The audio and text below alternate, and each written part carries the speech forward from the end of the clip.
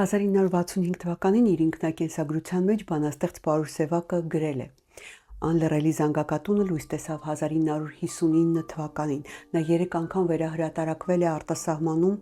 հայբեթրատը շուտով գրախանութներ կհանի իր երկրորդ հրատարակության մասսայական տպաքանակը։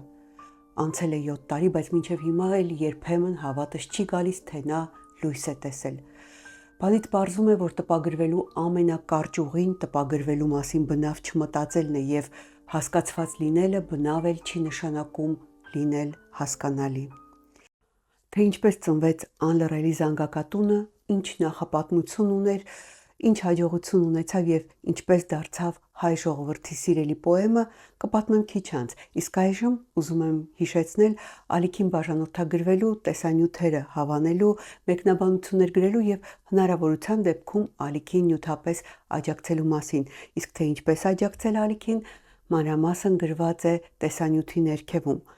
Հիշեցնեմ, որ ալիքը գործում է բացառապես ձեր բարոյական և նյութական աջակցության շնորհիվ, ինչի համար անչափ շնորհակալ եմ և շատ զգացված։ Եվ այսպես Պարուր Սևակ, անլռելի զանգակատուն։ Սևակն իր հայտնի պոեմը գրեց Մոսկվայում բնակվելու տարիներին։ Մոսկվայում նա հայտնվել էր 1951 թվականին, որտեղ ընդունվել էր սովորելու Մոսկվայի Մաքսիմ Գորկու անվան գրականության ինստիտուտում, որն ավարտելուց հետո 1957-59 թվականներին դասախոսել էր նույն ինստիտուտի գեղարվեստական թարգմանության ամբիոնում։ Մոսկվայում բնակվելու տարիների մասին Սևակն իր ինքնակենսագրության մեջ գրում է. «Մոսկովյան կյանքիս առաջին տարիները լցված էին հոգեկան ճգնաժամով։ 7 ինստիտուտ ու համալսարան չէին կարող տալ այն, ինչ տալիս է ուսուցիչներից մեծագույնը՝ տառապանքը։ Հիմա ես գիտեմ, որ մեծ և անծանոթ քաղաքի փողոցներում սառնամանիքի ու բքի մեջ շրջելիս ոչ թե ես էի փնտրում իմ կորուստը, այլ իմ փախստական էությունն էր փնտրում ինձ»։ Որքան գրավիչ ու գայթակղիչ լիներ մեծ մայրաքաղաքն իր հետաքրքրություններով ու հնարավորություններով, այնուամենայնիվ Պարուր Սևակին տանջում էր կարոտը, հայրենիքի, սիրելի մարդկանց ու հարազատ միջավայրի հանդեպ մեծ կարոտը։ Այդ կարոտի ծնունդն էր նրա «Անքնություն» բանաստեղծությունը։ Քունս չի տանում, դու էլ մի քնիր, հետս էլ կրկնիր, որ Հայաստանում հիմա գարունը բացվել է արդեն։ Թողացին հունը, գետերը հորդել, պղտոր ու խելառ դեզդեն են խփում։ Կանաչից հարբած գառներ ու հորթեր լեռնալանջերին խայտում են, ծփում։ Քունս չի տանում, դու էլ մի քնիր, հետս էլ կրկնիր, թե ինչ եմ անում, ես ինչ եմ անում ոչ Հայաստանում։ Այս բանաստեղծությունը Սևակը գրել էր 1956-ին անլռելին սկսելու նախորդ տարում։ Մեծ գործ, որի ակունքը մեծ կարոտն էր, գրում է գրականագետ Լևոն Հախվերդյանը և շարունակում. «Կարոտում էր և դա ուժ էր տալիս մտքին ու գրչին։ Բնավ հայտնի չէ, եթե պարույրը չլիներ Մոսկվայում, չապրեր անսահման կարոտներով, չունենար որքան հաճախադեպ, նույնքան անպատեհ այցելություններից ազատ այն երջանիկ միայնությունը, որ վայելում էր Մոսկվայում, չունենար ինքնասույզ ապրելու հազվագյուտ հնարավորություն, այդ վիթխարի պոեմը կգրեր արդյոք։ Հազիվ թե, համենայն դեպս այդպես չէր գրի։ Այս մեկը կարելի է ասել վստահորեն»։ Այս մեծ կարոտի, տրտմության, տառապանքի ու հոգեկան ճգնաժամի պայմաններում անլռելի զանգակատունը միակ գիրքը չէր, որ գրում է բանաստեղծը։ 1957-ին նա գրում է «Նորից քեզ հետը», ապա մոտ 6000 տողանոց «Մարդը ափի մեջ» ժողովածուն և «Անլռելի զանգակատունը», որի մասին Սևակն ասում է. «Դա էլ գրված էր միայն ինձ համար, պարզապես իբրև ինքնաազատագրություն, իբրև թոթափումն այն ապրումների ու խոհերի, որոնք տարիներ շարունակ կրծում էին իմ հոգեպատերը, ավտոմատիկ առնետների նման»։ Ինչից էր ինքնաազատագրվում ու ինչն էր կրծում բանաստեղծի հոգեպատերը, խոստովանում է հենց ինքը Սևակը, ասելով. «Իմ գիտակցական ամբողջ կյանքում ես տառապել եմ, եթե կարելի է ասել, կոմիտասասիրությունից»։ Ինչպիսին էր Սևակի կոմիտասասիրությունը, ինչու և ինչպես էր նա տառապում դրանից, Պարուր Սևակի մասին գրած իր հրաշալի մենագրության մեջ պատմում է գրականագետ Ալբերտ Արիստակեսյանը։ Կոմիտասը ամենուրեք եղել է նրա հետ, հայրենի գյուղում, թե Երևանում, Մոսկվայում, թե մի ուրիշ տեղ, օտարների, թե մտերիմների շրջապատում, ուրախության, թե թախիծի ժամերին, ընկերական հավաքույթների ու հանդիպումների, թե հարսանիք խրախճանքների ժամանակ, առանձնության ու մենակության մեջ, թե սիրո հափշտակության պահերին։ Սիրում էր Կոմիտասյան երգը և երգում էր այնպիսի մի ներշնչանքով ու ոգևորությամբ, որ օտար մեկի կամ լսողության նշույլ իսկ չունեցողի մեջ կարող էր արյան երգ առաջացնել։ Այդ սերն ու պաշտամունքն էին, որ հետո պիտի ծնունդ տային ու անապ հուզականությամբ լցվեին այս տողերի մեջ։ Դու սքեմիդ սևերում, մինչդեռ քո լույս մատներից ծորանք առան շող շիթեր, և ինչ երկար դարերով քո ժողովուրդն էր գիտել, նմուշ հատ առ հատ դու լիաբուռ լիառատ շաղ տվեցիր աշխարհում, որպես մի նոր վաշխառու, որ տվածի փոխարեն բարձր շահ է պահանջում, հիացմունքի շող արև, գոռոզության նահանջում։ Մոսկվայում ապրած տարիներին Սևակը ստեղծել էր կոմիտասյան ձայնասկավառակների մի մեծ հավաքածու, որպեսզի ամեն օր կարողանար լսել Կոմիտասի երգը։ Ըստ Արիստակեսյանի, Մոսկվայում սովորող հայ ուսանողները Պարուշ Սևակից են առել Հայաստանի ու Երևանի կարոտը, հայ երգի կարոտը, իսկ շատ-շատերն էլ նրա միջոցով ու նրա շնորհիվ են կապվել ու սիրել Կոմիտասյան երգը։ Պատմում են, որ Մոսկվայում հիվանդ ժամանակ դեղի փոխարեն Սևակը ընկերներից խնդրել է իրեն բերել Կոմիտասի նկարը։ Պատմում են նաև, որ դարձյալ Մոսկվայում ձմեռային մի գիշեր, երբ փոքր-ինչ բարձրացել է տրամադրությունը, հավաքել է հայ ուսանողներին, դուրս եկել փողոց ու նրանց հետ սկսել է պարել ձյան վրա։ Պարը վերածվել է շուրջ պարի, իսկ ապշած անցորդները դարձել են հանդիսականներ, մոռանալով ցուրտը։ Կոմիտասի հանդեպ Սևակի սիրո դրսևորումներից մեկի մասին էլ հիշում է Լևոն Հախվերդյանը։ Նա գրում է.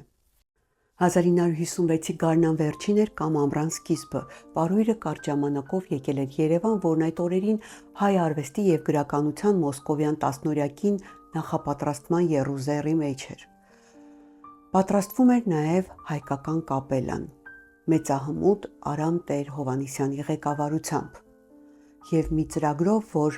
աննախադեպ էր հոգևոր երգերի առատությամբ։ Ցերեկային փակ ունկնդրություն, սակավաթիվ, բայց հասկացող հասարակություն, Հայ ֆիլհարմոնիայի փոքր դահլիճն իր հիանալի ակուստիկայով, Արամ Տեր-Հովհաննիսյանը փոքրամարմին, ծերունական չորացած, բայց սևեռուն ձգված, մի տեսակ ոգեղեն դարձած կերպարանք և իր ոգեշունչ խմբավարությունը։ Վերջին շարքերից մեկում պարույրն է, ես եմ, մեր տղաներից մի քանիսը, պարույրը լսում էր շունչը պահած, աշխարհից վերացած, հուզմունքից խոնավացած հայացքով, ոչ մի շշուկ, բայց երբ համերգն ավարտվեց, լսվեցին պաշտոնական ունկնդրությանն անհարիր կանչեր։ Դրանք պարույրի կանչերն էին, այնքան բարձր, որ շփոթեցրին նրանց, ովքեր եկել էին համերգն ընդունելու ի պաշտոնե։ Պարույրը հիացած էր, ես հիացած էի իր հիացմունքով, առանց իմանալու, որ այդ պահին նրա մեջ խոսում էր անլռելի զանգակատան մոտալուտ հեղինակը։ Սևակի Կոմիտասյան պոեմը գրելու լուրը զարմացրել էր բոլորին։ Շատերին էր անհայտ նրա կոմիտասասիրությունը, իսկ ինքը միայն տարիներ հետո հրապարակած իր ինքնակենսագրության մեջ էր գրել. «Իմ ամբողջ կյանքում ես մտքիս մեջ գրել եմ զանգակատունը, գրել եմ զանազան ձևերով, իբրև վեպ, իբրև վիպակ, իբրև ուսումնասիրություն, իբրև հոդվածների շարք, իբրև ողբերգություն կամ դրամա։ Ես գիտեի, որ դա մի օր պիտի գրվի։ Գրել Կոմիտասի մասին հավասարազոր է գրել հայ ժողովրդի վերջին 100 տարվա պատմությունը, ժողովրդի կյանքով ու երազանքներով, կենցաղով ու գոյամարտով, երգով ու լացով, եվրոպական դիվանագիտությամբ ու թուրքական բարբարոսությամբ, ազգագրությամբ ու ազգագիտությամբ, անցյալով և ապագայով»։ Սա գրելու համար Պարուշ Սևակը տարիներ շարունակ տքնել էր, կարդացել անթիվ անհամար գրքեր, ուսումնասիրել էր հայ ժողովրդի պատմությունը, հայ մշակույթը, երգն ու երաժշտությունը, հայոց լեզուն ամբողջությամբ, գրական հայերենը, գրաբարը, արևմտահայերենը, ժողովրդական խոսվածքները։ Նա կարդացել էր այն ամենը, ուսումնասիրություն, հոդված, հուշ, ավանդություն, ամեն ինչ, ինչ կապված էր Կոմիտասի հետ։ Պատմությանը զուգահեռ Սևակը հավասարաչափ ուսումնասիրել էր աշխարհագրությունը, կենտրոնանալով Արևմտյան Հայաստանի գավառների, գյուղերի, լեռների, գետերի, լճակների տեղադրության վրա, կազմել էր դրանց ցանկերը, խորացրել էր գիտելիքները հայ գյուղացու կենցաղի ու գյուղական աշխատանքային գործիքների մասին, հավաքել դրանց հետ կապված առածներն ու ասացվածքները։ Բնականաբար մեծ ուսումնասիրություն էր կատարել երգի ու երաժշտության ասպարեզում։ Նա ժողովրդական երգերի կառուցվածքը հասկանալու համար դիմել էր տաղարաններին ու երգարաններին։ Յուրացրել էր հայ հոգևոր երգը, որը նաև ժառանգաբար նրան էր փոխանցվել իր տիրացու հորից եւ հորեղբայրներից։ Այս ամբողջը ուսումնասիրելուց, յուրացնելուց, մարսելուց հետո Պարուշ Սևակը սկսել էր որոնել պոեմը արտահայտելու ու ներկայացնելու ձևը։ Այս մասին բանաստեղծը շատ պատկերավոր գրում է իր ինքնակենսագրությունում։ Մոսկվայում մի սարսափելի սառնամանիքային նոր էի վերջացրել իմ մարդը ափի մեջ ժողովածուն եւ հարյուրավոր ծխախոտներ ծխելուց հետո դուրս էի եկել սառնամանիքի մեջ մի բաժակ գարեջուր խմելու։ Եվ աղմկոտ, կեղտոտ, ցուրտ, ծխաշատ գարեջրատանը հեռավոր Մոսկվայում հանկարծ ռադիոյից հնչեց Կոմիտասյան երգը։ Ինձ համար ամեն ինչ պարզվեց մի վայրկյանում։ Պարզվեց նախ վերնագիրը, Կոմիտասյան համանվագ, հետո հայոց երգարան, հետո զարմանալի զանգակատուն, հետո անլռելի զանգակատուն։ Սա եղել է 1957 թվականի սեպտեմբերի 11-ին։ Սևակը վերադարձել է տուն ու կատարել անլռելի զանգակատան առաջին սևագրությունը։ Հայոց երգարան վերնագրով, Կոմիտասի անմեռ հիշատակին նվիրումով եւ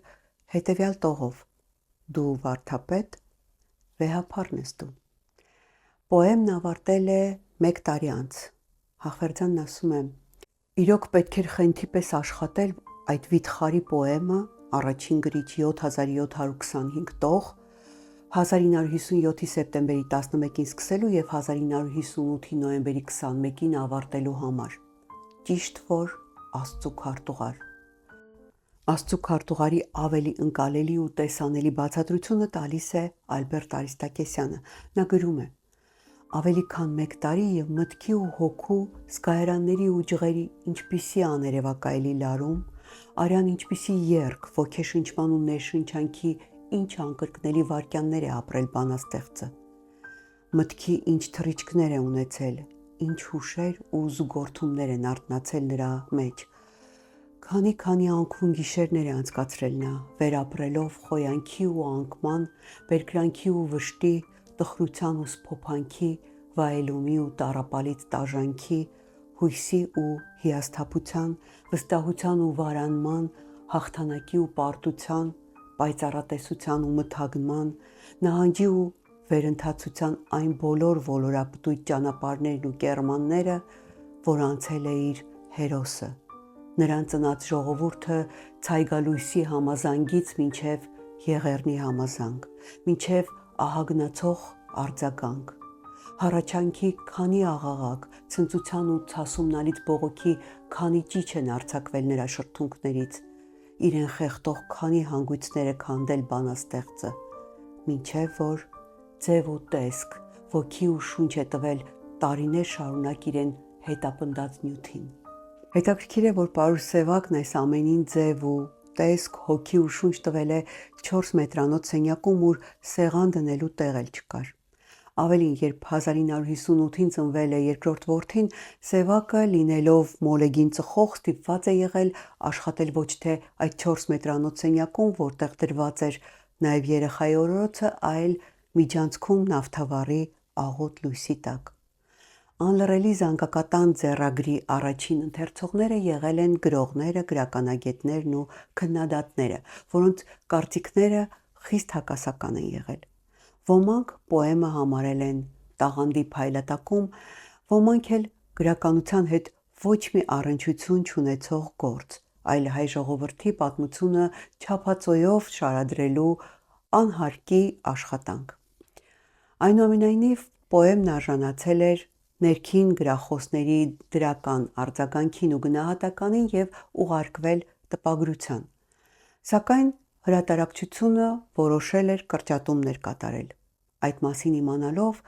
Սևակը Մոսկվայից 1959 թվականի հունիսի 5-ին նամակ է գրել հրատարակչությանը և խնդրել է այդ բանը չանել։ Նա գրել էր. «Սա րոպեական ինչ-որ նոպա չէ, մի անգամ էլ անկեղծ լինեմ ու ասեմ, որ ես մտովին արդեն հաշտվել եմ պոեմը տպագիր չտեսնելու մտքին և ավելի հեռուն եմ գնացել։ Եթե իրավաբանորեն պարտավոր եմ վերադարձնել ստացածս ավանսը, ապա հույս ունեմ, որ պետհրատը ելնելով մարդասիրական դիրքերից, թե իր ֆինանսական շահերից, ինձ կտա ավանսին համապատասխան որևէ գիրք թարգմանելու, թեկուզ ֆիզիկայի կամ բնագիտության դասագիրք։ Իսկ նյութական վիճակիս տագնապներին էլ կարելի է դեմ կանգնել, վերջին հաշվով դիպլոմներ ունեմ որևէ գյուղում կարող եմ, եթե ոչ հայոց լեզվի, գեթ ռուսաց լեզվի դասավանդումով վաստակել իմ և իմայիններիս հացի փողը։ Որքան էլ դժվար լինի սուղ միջոցներով ապրելը, էլի դա ավելի հեշտ է,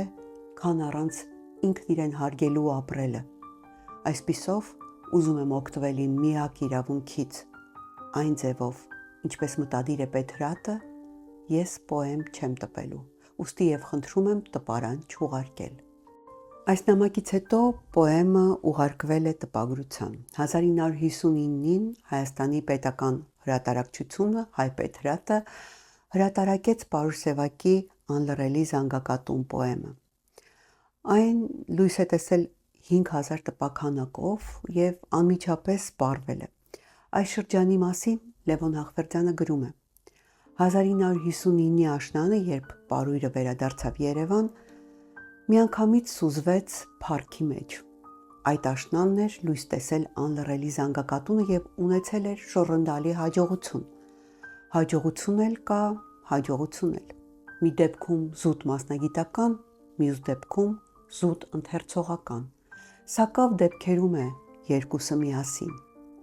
Զանգակատան դեպքը վերջինն էր։ Պոեմը գրկաբաց ընդունեցին և մասնագետները, և ընթերցողները, նրանք, որ շատ են ու գրողի անունը պսակում են փառքով, և նրանք, որ գիտեին Պարույրի կարելիությունները, ուստիև անսպասելի չէին համարում կատարվածը, և նրանք, որ չգիտեին, համակրանք էլ չունեին Պարույրի չափածոյի հանդեպ ու մնացել էին զարմացած։ Այդ ինչպես եղավ։ Սրանց աչքում, իսկ այդպես մտածողները քիչ չէին, Պարույրն Անդերսենի հեքիաթի այն անճոռնի ճուտիկն էր, որի երեսին չէին էլ ուզում նայել, իսկ հետո, երբ բադիկը մեծանում հայտնի է դարձնում իր կարապի գեղեցկությունը, աչքերը ճպճպացնում են զարմանքից։ Դրամատիկական արվեստին է արժանի այն հակադրությունը, որ ընկած էր Մոսկվա մեկնող Պարույրի և վերադարձած Պարույրի հանդեպ եղած վերաբերմունքների միջև։ Մեկնելիս շատերի աչքի փուշը, սիրտը տագնապներով լիքը, վերադարձին փառավորված ու փառաբանված, ամենքի աչքի լույսը, անվարան ու ժպտերես։ Անլռելի զանգակատունը դարձավ այսօրվա բառապաշարով ասած բեսթսելլեր, ինչպես նաև մշտական քննարկումների թեման, ամեն կարգի ու տեսակի ասմունքողների շահեկան նյութը։ Պոեմը կրկին լույս տեսավ 1966-ին արդեն Գրիգոր Խանջյանի շատ տպավորիչ ձևավորմամբ ու պատկերազարդմամբ։ Մինչ այդ 1963-ին արդեն երկու հրատարակություն էլ եղել էր Սփյուռքում, Բեյրութում և Թեհրանում։ Բոլորն ուզում էին հանդիպել, մեծարել, փառաբանել Սևակին։ Այս գլխապտույտ հաջողությանն ու փառքին դիմանալու, չհանձնվելու համար կամք էր պետք ունենալ։ Սևակը այդ կամքը դրսևորեց մամուլում հայտարարելով. Սիրում հանդիպումներ ունենալ և ինչքան հնարավոր է հրաժարվում եմ հանդիպումներից։ Գրողը դերասան կամ երգիչ չէ, որ բեմ բարձրանա։ Գրողի հանդիպումն ընթերցողի հետ պետք է լինի գրքերով։ Իսկ Լևոն Հախվերդյանն այս մասին գրում է. Փառքն այլևս ոչ թե ուղեկցում, այլ հետապնդում էր Պարույրին։ բռնում օձիքից, իսկ նա գլուխը թափ էր տալիս ազատվելու համար։ Փառք եւ այնպիսի չափերի, որ երբ Պարույրը 1967-ին դիսերտացիա էր պաշտպանում, Սայաթնովային նվիրված դիսերտացիան, Գրականության ինստիտուտի նիստերի բավական մեծ դահլիճում մի շոգոր ասեղ գցելու տեղ չկար։ Պարույրի փառքը ծայր առավ զանգակատնից եւ տարօրինակ բան զանգակատան հաջողությունը, որին այնպես անձկորեն սպասում էր հեղինակը, սկսել էր բարկացնել նրան եւ ամենայն լրջությամբ, որովհետեւ պատճառն էլ լուրջ էր։ Նրան հանգիստ չէր տալիս այն կասկածն ասեմ, թե միտքը, որ այդ հաջողության հիմքը թեման է, ոչ թե բանաստեղծական մտածողությունը, այլ ազգային ողբերգության արտացոլումն է, որ քաշում է ընթերցողին։ Մինչդեռ, ինչպես գրել էր Պարույրն այն ժամանակվա նամակներից մեկում, դա շատ մտահոգիչ երևույթ է եւ աշխատել միայն հայկական թեմայով նշանակում է ոչ միայն կամովին ինքնասպան լինել, այլ ինքնասպանության տանել հենց ողջ հայկականը, մշակույթն էլ, ազգն էլ։ Ազգայինի ու համամարտկայինի թյուր ըմբռնումը հերքելու համար Պարուհ-Սևակն ի վերջո հարցազրույցում բերել էր մատյան ողբերգության օրինակը։ Սևակը գրել էր. այն երկը, ուր կա ազգային հոգեբանություն, արտահայտված միայն լեզվի միջոցով արդեն այնքան է ազգային, որ նույնիսկ եթե պատկերվող նյութը ազգային էլ չլինի, կմատնի իր ազգայնությունը։ Հիշենք ամենավառ օրինակը՝ Գրիգոր Նարեկացին։ Նրա հանճարեղ պոեմը իր նյութով ոչ մի առնչություն չունի հայ ժողովրդի հետ, նույնիսկ հայ բառը չկա պոեմում։ Պոեմի շուրջ իրարանցումը, աղմուկն ու հաջողությունը բարկացնեին բանաստեղծին, թե ոչ, միևնույն է, դրանք արդեն իրողություն էին։ Անլռելի զանգակատան հրատարակությունից հետո պոեմին առաջինը անդրադարձավ գրական թերթը, ապա նաև սովետական գրականություն ամսագիրը։ Գրախոսականներ գրեցին Սուրեն Աղաբաբյանը, Վահագն Դավթյանը, Սարինյանը, Թամրազյանը, Մահարին, Ջրբաշյանը եւ շատ ուրիշներ։ Անտարբեր չմնաց նաև Սփյուռքի մամուլը։ Բոստոնում լույս տեսնող Պայքար թերթը գրեց. ամեն հայ մեր զարհուրելիորեն խոշտանգված 2 միլիոն նահատակներին ծոմված այս երախտիքի կոթողը պիտի իր ծոցում պահի, իր սրտի վրա, իսկ գիշերները իր բարձի տակ, որպես նոր նարեկ, որպեսի չմոռանա զարհուրելի եղեռնը եւ հայ դատի պաշտպան մեղապարտ պետությունները։ Միգուցե սա մի քիչ զգացմունքային ու սենտիմենտալ շնչով է գրված, բնականաբար պոեմը ծոցում սրտի վրա պահելու ու բարձի տակ դնելու կարիք չկա, բայց կարդալ պետք է։ Կարդալ ու այնտեղ փնտրել ոչ թե ցեղասպանվածի, կեղեքվածի, տանջվածի, տառապածի, խենթացածի ու խելագարվածի, այլ գլխավոր հերոսի Կոմիտասի ու միևնույն ժամանակ հայ ժողովրդի անմահության թեման։ Դարերի վեր վառում են մեզ, այրում են մեզ դարձնում մոխիր, հնոցի մեջ խուլ չարության, խարույկի մեջ քեն ու ոխի, ու տաք մոխիրն անգամ թրջում, սակայն ոգին մեր հայության թե այրվեց էլ, ոչ, չի կորչում, ելք է ճարում նոր հարության, եւ ոչ որպես փյունիկ թրջուն, այլ հայի պես, սակայն ոգին մեր հայության ավելի ճիշտ չի մոխրանում, միևնույն է, թե չարության հուրը թեժ է կամ մարմանդ է, չի մոխրանում, այլ ճախրանում, սավառնում է ոգին հայի եւ ոչ իբրև հեքիաթային կախարդական սալամանդր, այլ իր նման հայ ոգու պես։